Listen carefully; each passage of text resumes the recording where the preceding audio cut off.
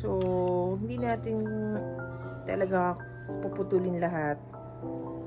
Yung leaves lang. Ayan. See, ang lalaki. Saya-saya niya. Thank you! So, ganoon daw mga plantita. Nagpapasalamat sa mga binigay ng kanyang plants. Ayan.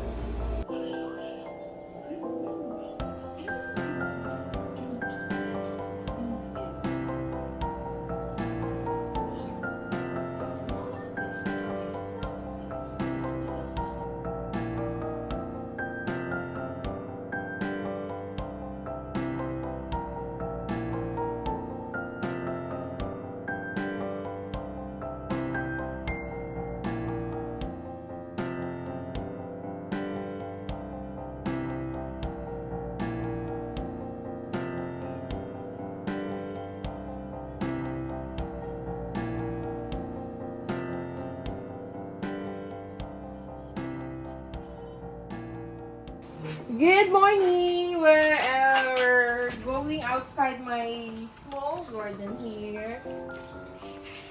Ayan.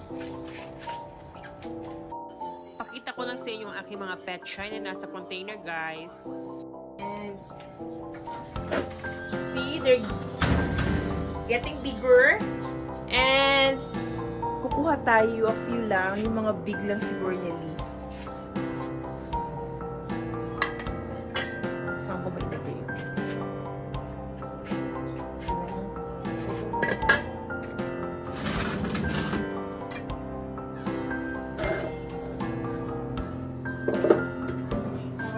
Here guys, tingnan niyo itong aking lettuce na ito. Ito talaga yung super, ang lalaki ng mga tubo niya.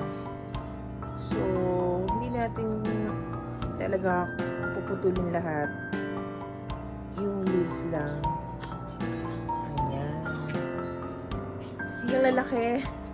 Saya-saya niya. Thank you! So, ganoon daw mga plantita. Nagpapasalamat sa mga binigay ng kanyang plants. Ayan. So, we're gonna get all of the leaves from this one here. Kasi malalaki talaga siya. Ayan na, meron siyang like 4 of this. Ayan. One more. So, pipiliin ko lang sa nakukuha ng aking pet shine. Ayan. So, this is Benhi na variety, guys. So, not necessary na puputulin mo siya kasi it will like give you pa so much leaves sa mga susunod. So, yung mga malalaki lang na part muna ang ating ikakat. So, here naman, here's another one here. Malalaki din ang malalaki din siya. Yung mga side lang. Ayan.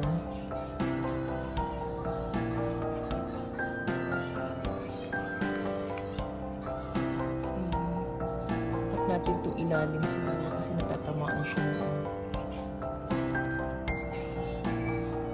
Ayan. Ito pa.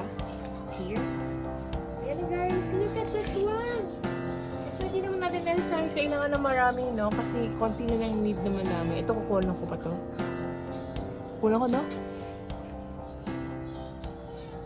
Malaki pa to ba? Pero sige lang. Ang disadvantage niya talaga for having a containerized, hindi siya ganun talaga kalaki, no? Kasi, syempre, limited lang din yung spacing for the roof. Pero, so far, ang goal naman is talagang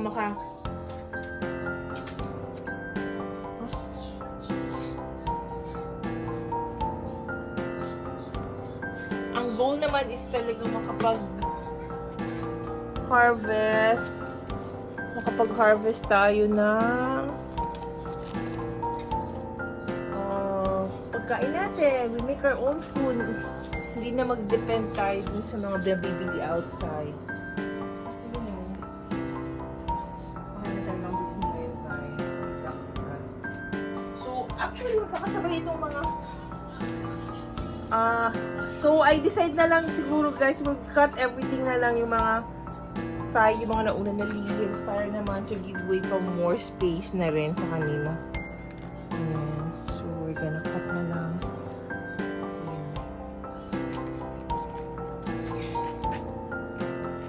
Mas magkaroon ng maraming spacing outside of this. Diba na? Cut na lang natin. Dito. Thank you so much! Muntik siyang Ayan, guys! Happy with my petcha. So, that's this. So, yan, no? Tingnan nyo. Kailan ko lang ito tinanim mga July. I started growing this one July 13, I remember. And it's September now. So, here, I got na some of my planted plant na petcha.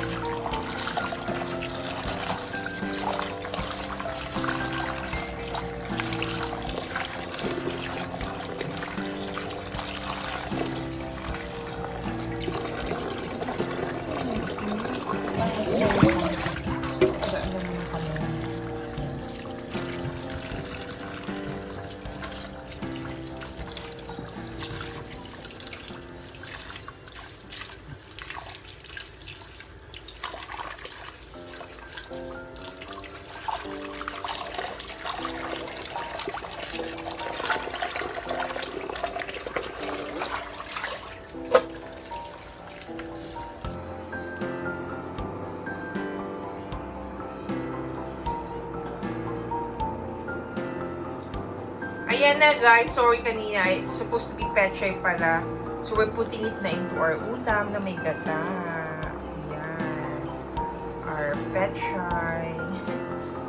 Excited lang ako sa lettuce kasi I'm also planning to grow lettuce kasi. Pero here, very proud. Wow. Achievement. So, we're gonna plant more of this pechay soon. So, here's our ulam with pechay and fish with cocoa milk.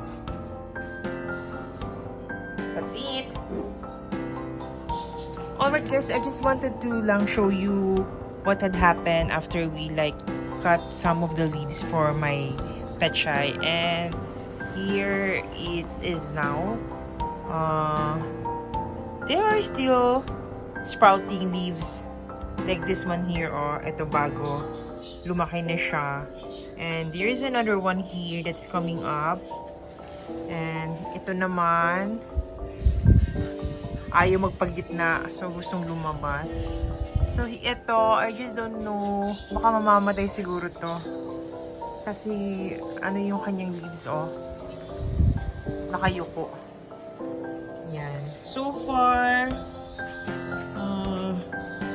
I think they're still okay. I'll be making more of this containerized petchay kasi ang one thing na I found out is that when you put it on the ground or in just pots, the snail will come later at night and eat the leaves.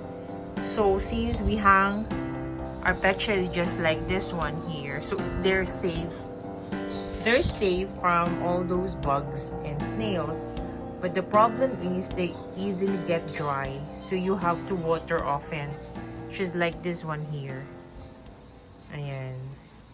So I often, siguro parang I do 2 to 3 times a day watering them para hindi sila ganun ka stress, tapos hindi sila malanta. And I've also noticed guys na syempre ito parang July, August, September, mag-running 2 months na sila and a half yata. So the leaves have started turning really green.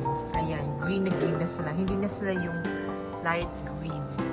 So nag-mature na ata yung mga leaves. So I think ganito na lang talaga sila kalalaki.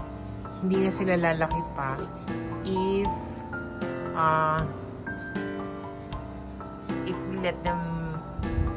if we had this kind of method, or siguro mas better din I suggest siguro yung mas malaki-laki pa talaga ng mga container, yung tag 10 liters.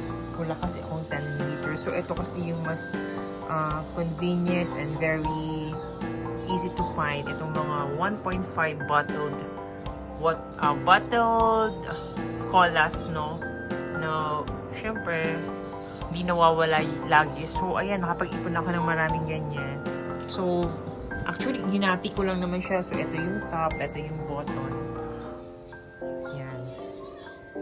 Actually next time parang magiging consistent ako. Ito sigurong gagamitin ako kasi yung isa gagamitin ko siya for other plants. Like I'm thinking about putting some flowers.